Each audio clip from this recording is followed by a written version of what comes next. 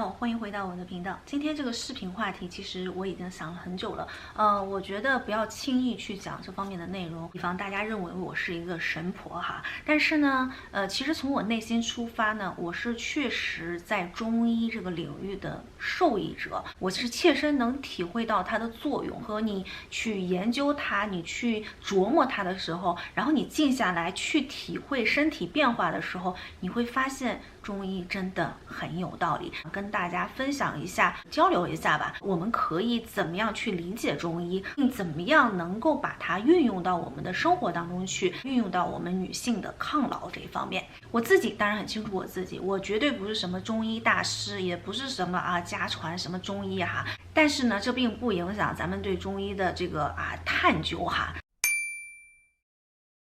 咱们这一代人大部分都是在这种西方的医学呀、西方的这种科技啊、西方这种前沿的这种科技发展的这样大环境中长大的哈，咱们从小接受的都是唯物主义，肯定是这样的，对不对？那很难用唯物主义，用西方对医学的概念和理念去真正的去理解和贯穿中医的原理。我呢就尽量的用我自己的语言和我自己的理解方式去跟大家表述我是怎么样去看待中医护肤甚至中医抗老这件事的。其实西方科学的最主要的东西，它就是有理有据，对吧？就是你这个东西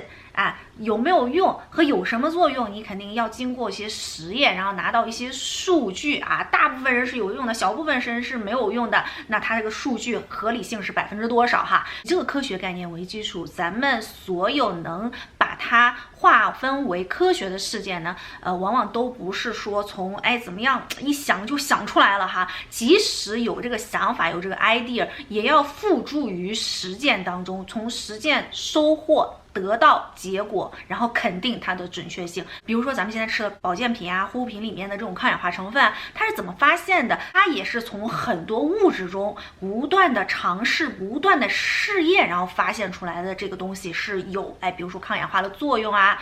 有这个消炎的作用比如说这个女科学家屠呦呦发现青蒿素这件事儿，她也是在她的整个科学生涯中呢，也是用了无数种植物去尝试怎么样去发现这个东西，怎么样找到一个东西对这个疟疾真的是有效果哈。后来呢，他是从中医的一本医书中得到的灵感，可见这个所谓的这个科学也就是在慢慢的发现、实验，然后总结出来经验和得到这种数据，汇总起来的为我们信任和依赖的科学。但是中医呢，就跟这种西方的医学所谓西方的科学概念是完全不同的，甚至你用他们的原理和概念去解释中医，你就完全想不通。那中医呢，相比西医来讲的话，我认为它就是缺少这一块数据的这个东西，或者是说它只有案例、只有方式、只有经验的总结，但是呢，它确实没有办法精细到什么细胞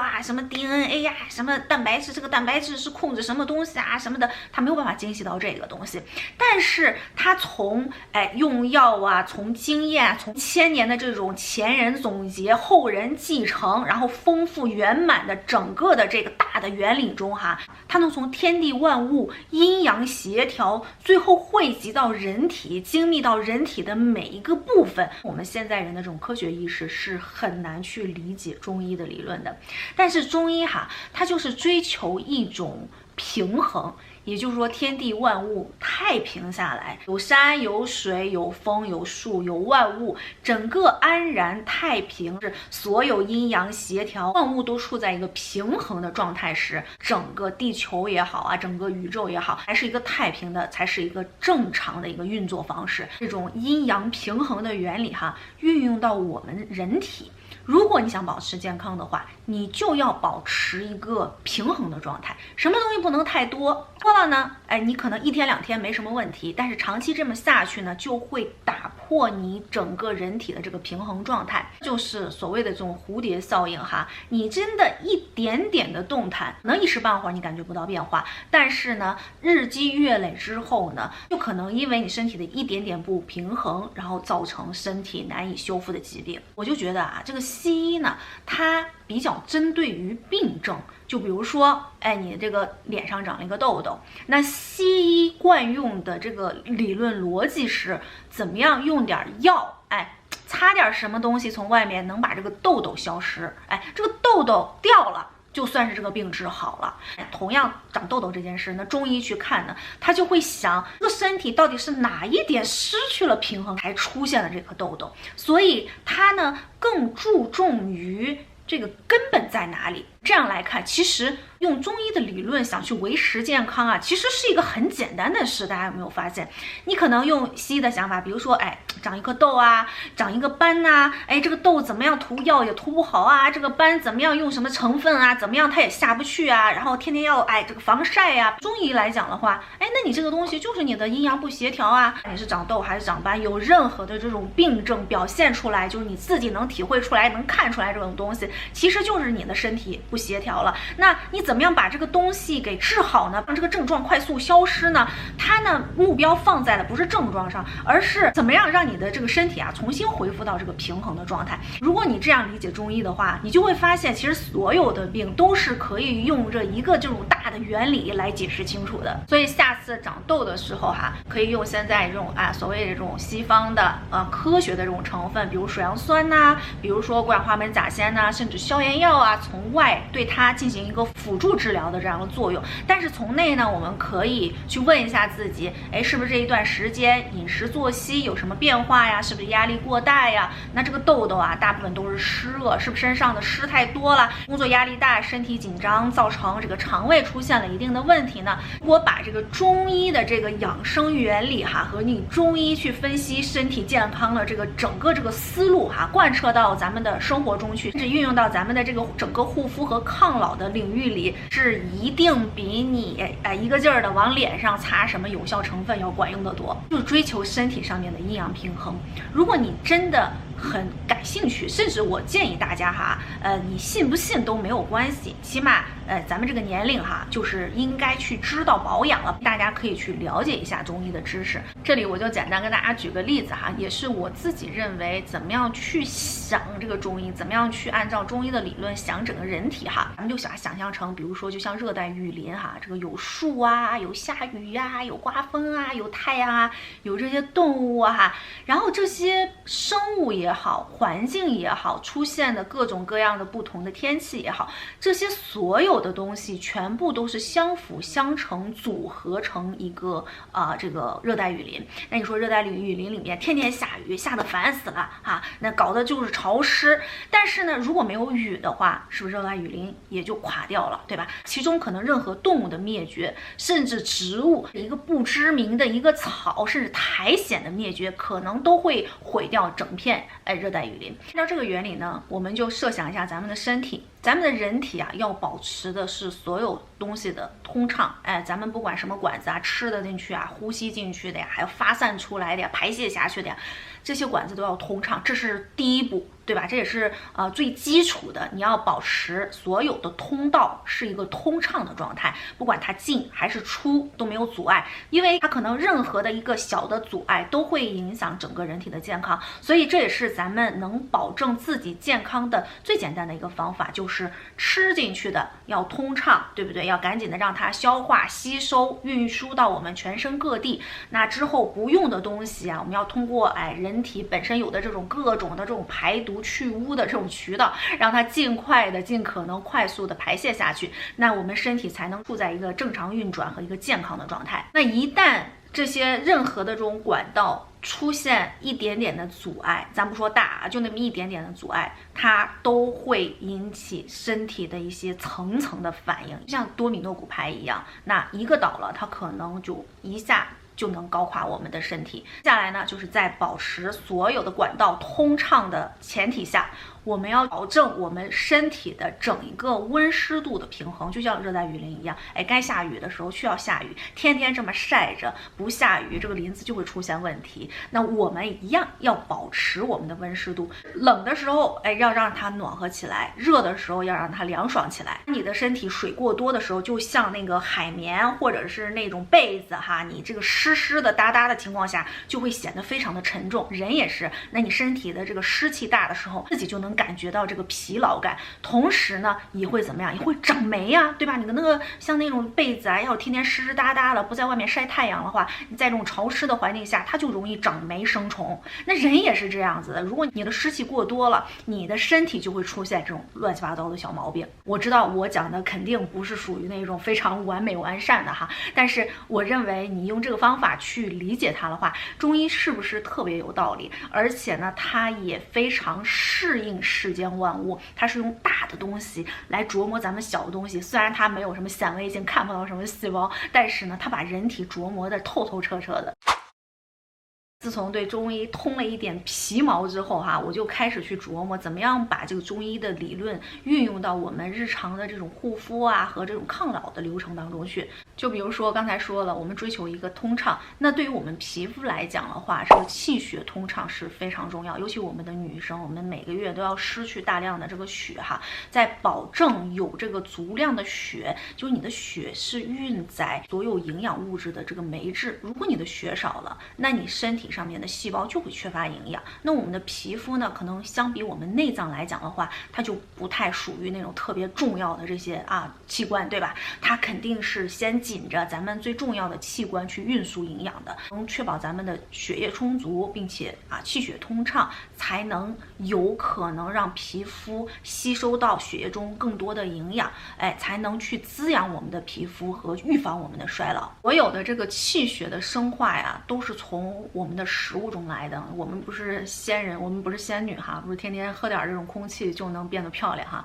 就所有的咱们身体里面细胞需要的营养，所有你的皮肤的状态，都跟你吃进去的每一口食物息息相关。咱们有的时候发现了没有，经常会把问题往外推，就比如说，是不是因为我吃了这个才长斑呢？是不是因为我吃了那个才长痘哈？但是呢，你静下心来去想一想，可能每个人都在吃同样的食物，为什么他不长痘，你长痘哈？里面肯定有个人的差异和基因的问题，但是我们可以去尽可能的优化我们的人体。有没有可能是因为我们自己身体的问题，从而让我们吃进去的食物到身体之后出现了各种各样的这种病症反应呢？那如果你要确保你的气血通畅，我们第一步要做到了，一个是咱们尽可能要吃好的健康的食物，对吧？然后第二个，咱们就要确保咱们的食物到达脾胃之后，能够被我们的身体所分解吸收，经过脾胃的运化，能够顺顺利利的进入到它该去的地方，起码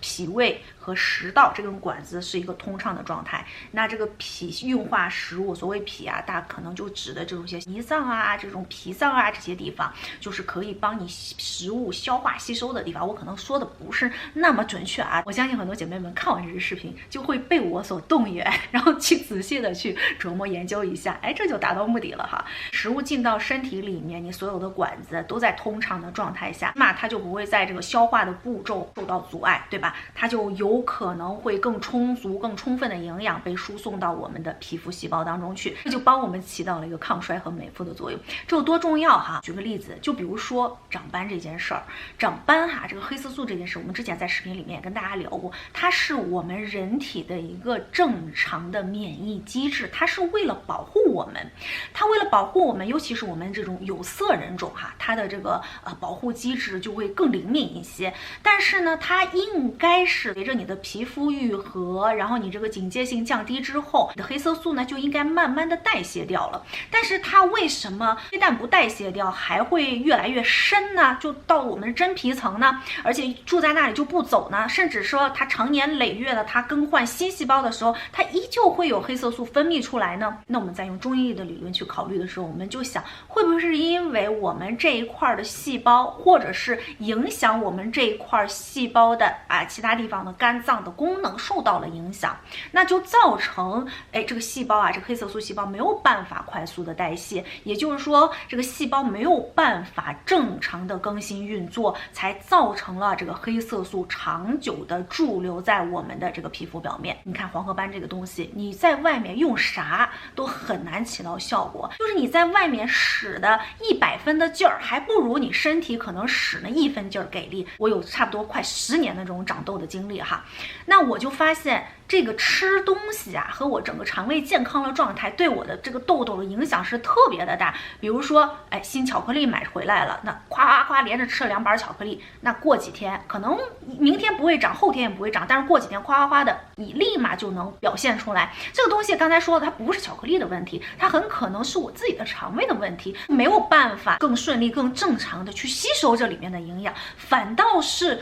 对这个东西起到了一个抵制的作用，就会破坏我们整个身体的这个平衡，从而影响到我们这个整个皮肤的健康状态。是用这种简单的中医理论去理解皮肤健康这件事情。如果我想避免长痘，那首先饮食上我要避开我认为可以造成我肠胃问题的这些食物，同时呢，我要对我的肠胃让它减压，少吃一点，让它负担少一点，让它自己能够正常健康的运作。因为你吃任何的食物，那肠胃都会增加它的工作量嘛，你的工作量增大之后，它就有可能造成一个失去平衡的这样的状态。进去每一口食物，你就想它都是在为你皮肤细胞为你的抗衰做出来贡献的。然后再一个就是保持我们这个大管道的一个通畅。那同时呢，我们要想想什么东西它可以影响我们这个管道不通畅呢？说99.99999%的人都在经历着紧张的状态。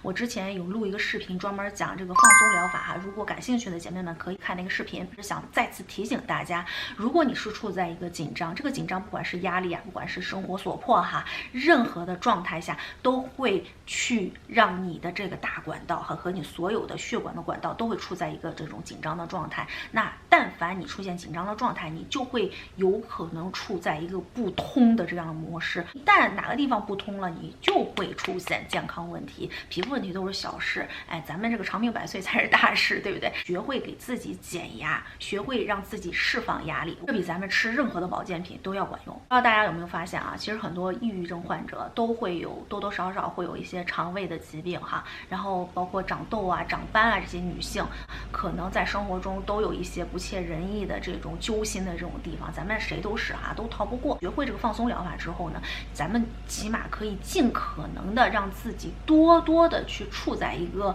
这种完全放松身体完全通畅的这样的一个状态。那这个呢就可以帮我们起到一个抗衰抗老的功效。那气血中的气是什么呢？你要如果上网去搜的话，他说是推动那个血液往前走的那个劲儿你就要有那个劲儿。有的人走得慢，有的人走得快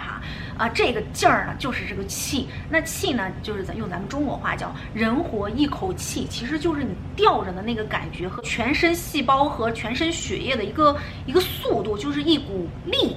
我不知道这样讲大家能不能理解这个东西真是只可意喻不可言传真的想知道具体是什么东西的话，大家可以在下面再深究一下。那如果你这个劲儿不够的话，就是你这个气少的话，你这个血液的流速就会减慢，那我们所有的这个新陈代谢你所有的营养供给就会慢下来，就会造成有一些细胞的营养不足，就是会造成这种衰老。所以这个气就是你支棱起来这根气还是非常重要的。综上所述就是在我看来，就是用简单的中医理论来理解的话，想做到抗老其实就是养好气血。那我们现在可以检查一下自己，我们也不当中医也不去给别人把脉看病，咱们先了解一下自己，从自己的这种深度的体验自己的身体去出发。那首先我们要做到的就是保持我们肠胃的健康。这个肠胃是力的开始，是所有营养开始的第一步。那我们首先要保持，不要在这个第一步就坏掉了，对不对？所以我们保持肠胃的健康。那第二步呢，就是我建议大家女性都了解一下自己的体质。那如果你没有办法很准确的判断自己的体质的话，我觉得很简单，可以多看几个中医，综合一下，然后得到一个自己现在目前体质的一个状态。当然这个体质的状态是会变化的，大概的去拿捏一下自己，了解一下自己目前处在一个什么样的状态。比如说你是容易上火呀，还是湿气重这个最基本的这些东西咱们起码做到自己心里有数。再一个就是女性姨妈前后的保养，比如说姨妈前是不是冷的东西就不要吃了，给自己身体做一些保暖啊，在失血的过程中还能处在一个相对平衡的一个热能的状态。然后姨妈走了之后，大家都知道哈，你这个失血的状态，其实你这个时候你的身体也是在尽可能的去帮你去修复，帮你去恢复你的这个血液。那这个时候咱们可以去助力，比如说吃一些营养的高蛋白的食物来补充一些我们这个流失的这一部分的营养。那我自己来讲的话，在这个月经干净之后喝一些四物汤，我自己能体会到一个非常好的一个状态。这个好的状态就体现在一个是身体会更有力气，尤其是我自己还有一个先天性的有一个贫血的状态，自大姨妈期间和大姨妈走过之后，这个人呢就是一个非常消沉的一个状态。但是自从喝上这个四物汤之后，我觉得真的是有效果的，这一点我是深深能够体会到的。关于皮肤抗老我认为有效的面部按摩可以促进面部的血液循环。这里面咱们不说什么刮痧呀，什么穴位这个就是different story 了但是我不认为刮痧这件事是能把这种下垂的东西给拉上去。咱不管是从西医方面，从中医方面，这个原理都是不存在的。但是刮痧的好处是，它可以去活络我们的这个皮下的血管，就让我们整个这个皮肤下面的毛细血管的这个热度就是给升起来。通过你这个按摩，然后产生热量之后，就能加快我们这些毛细血管里面的这种血液流速，所以你也能看出来热胀冷缩，毛细血管会胀起来。我们按摩完之后，我们整个脸也是这个红彤彤的这个状态。那我们轻柔的去刺激皮下的这个血液循环是不是在一定程度上也可以促进我们皮肤去吸收它更多的营养呢？基于这个思路，我认为我自己是愿意去尝试的，就是这不是什么大事，你平时护肤的时候加一点这种轻柔的按摩那万一它管用了呢，对不对？除此之外呢，还可以来提高我们身体的热能，来加快我们血液流速的方法，比如说泡澡、泡脚，这些都是可以就是立竿见影。我们做这件事，我们自己身体里面就能体会到了它就能加速我们身体整个的一个血液循环。那还有比如说运动我觉得适当的运动对于女性抗老来讲，女性抗老对所有人的抗老都是有帮助的，但这个运动不要过量中医讲究的是一个平衡，就你不能太过，你太过了也会伤身还有一点就是很反现在这种西方的这种抗老理念，就是晒太阳。在咱们中医来讲的话，这个太阳它是一个能量的一个源泉，世间万物都需要太阳的光照，适度的去让自己接触太阳，其实可以给我们的身体增加阳气，也就是让我们那个气就是更有力量，同时它能帮我们起到一些杀菌。那它这个杀菌也很有意思，就比如说咱们都知道紫外线照在一个地方，我们晒被子这是最简单的理论，可以杀菌。那照在咱们身上，比如说你身上有一些这种皮肤病其实也是可以起到作用的。同时哪怕你身上是干干净净的，那通过太阳它就让我们皮肤产生维生素 D。 那维生素 D 其实在一定程度上也是可以帮我们提高免疫力的。那在这个程度上，它是不是也是起到一个抗病毒杀菌的这样的一个作用，对吧？就比如温哥华这个城市它就是属于这种多雨的城市，那这类城市就非常容易产生抑郁症患者。这其实是不是跟这种缺乏太阳缺乏太阳的照射也是有一定的关系就我们虽然说我们要防晒然后防晒可以抗老太阳是我们皮肤最大的杀手但是你如果要是仔细去观察，或者是大家可以看完这个视频就搜一下你看这个地球上这种长寿人群分布的领域大部分离赤道都不会远，也就是大部分都是在这种太阳就是照射充足的这种地带。当然了我们谁也不会傻了吧唧的，就那种烈日当空的时候，然后站在太阳底下使劲烤那如果迫不得已，比如室外工作呀，比如说在外面旅游海边冲浪那还是要保证我们的皮肤不会晒伤，合理适度。以上就是今天的全部视频，跟大家分享我是怎么样看待这个中医抗老和中医护肤的这件事的那了解这个之后呢，我想接下去呢就可以跟大家深入的去探讨一些怎么样用中医理论去祛痘、去抗斑、去解决咱们的皮肤问题呢。大家喜欢我视频的话，别忘了帮我一键3连哦。那我们下期视频再见喽，拜拜。